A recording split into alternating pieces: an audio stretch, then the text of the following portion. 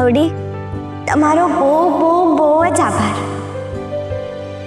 આજે 1 મહિનો થઈ ગયો અને મને આટલું સુખ મળશે. બધાય મારી ભેગા આટલા પ્રેમથી રહેશે અને નાના શેઠ ભેગો મારો આટલો સરસ સંસાર મંડાશે. એ મેં સપનામાં નહોતું ધાર્યું, પણ તે બધું કરી દેખાડ્યું. ભાવડી, હવે મને બીજું કાંઈ નથી જોતું. બસ ખાલી એટલું કહીશ કે આ સુખને કોઈની નજર ન લાગવા દેતી, બસ.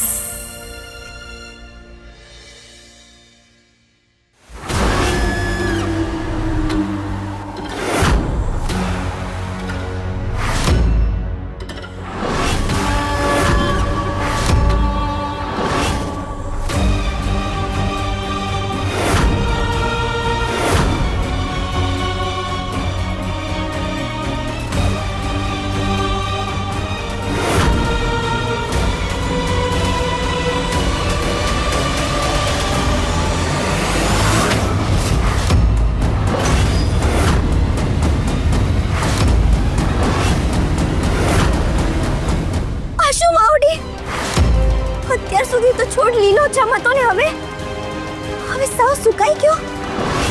કેવું બનાવું આવું અપશકન? શું કરું? બાને કે નાનો શેઠને કહું કે પછી ન કહું?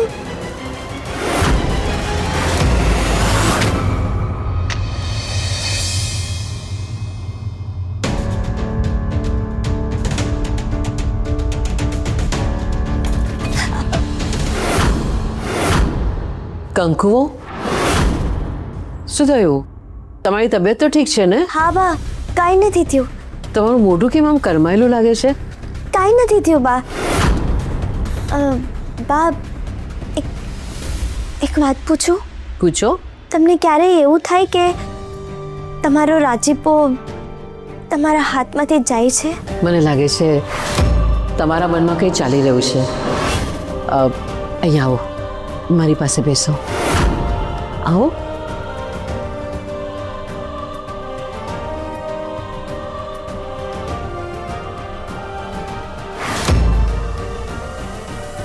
કંકુઓ, જીવનમાં બધું સરખું ચાલતું હોય, ચારે દિશાએથી સુખ મળતું હોય ત્યારે સ્વાભાવિક છે કે મનમાં ફળક જન્મે, બીક લાગે.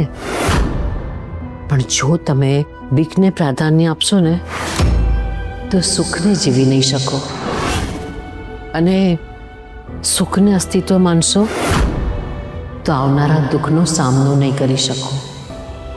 અચ્છા, મને એમ કહો કે તમને સૌથી વધારે ખીર ભાવે, બરાબર? તો જો હું તમને સવાર, બપોર, સાંજ ખીર ખાવા માટે આપું તો?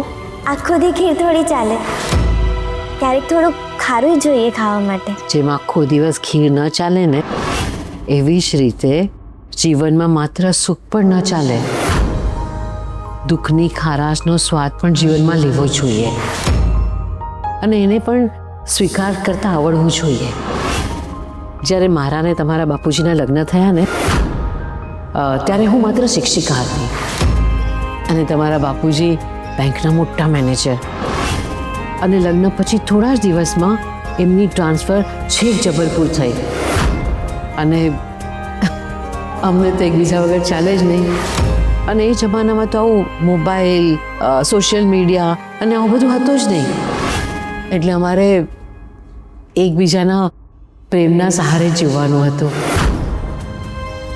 ઘણા લોકો આવ્યા અમને સલાહ આપવા માટે. ઘણા લોકોએ મને કીધું કે નોકરી છોડી દો, અને ઘણા ડાયા લોકોએ તો મને એમ પણ સલાહ આપી કે તમારા બાપુજીને છોડી દો.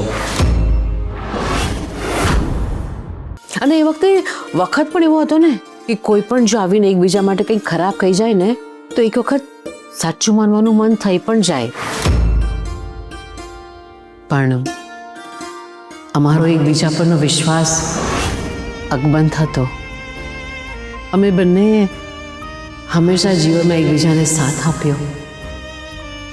કંકુઓ, આ બધા સંબંધ ભગવાન ઉપરથી બનાવીને મોકલે છે, ને પ્રેમ પણ ભગવાન જ આપે છે, જેને માણસ ક્યારે પણ તોડી શકે નહીં. અને બીજી એક વાત મારી હંમેશા યાદ રાખજો, રાત ગમે તેટલી કાળી હોય પણ સવારે તો આવવાનું જ હોય. એ જ રીતે સવારનું પણ છે. સૂરજે ચાંદાને આવવા માટે રસ્તો આપવો જ પડે. એટલે આદર બંનેનો કરવાનો, સ્વીકાર બંનેનો પ્રેમથી જીવનમાં કરવાનો. જૂનું બધું ભૂલીને નવા જીવનમાં આગળ વધવાનું. નવા રસ્તા, નવા સંઘર્ષ, નવી દિશા માટે તૈયાર રહેવાનું. બરાબર?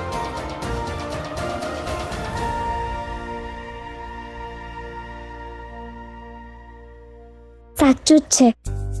હવે જીવનમાં કાંઈ પણ બને, નાના શેઠ સાથેનો પ્રેમ ને સંબંધ જો ભગવાને બાંધ્યો હોય તો પછી બીજું કોણ એને તોડી શકવાનું? કોઈ નહીં.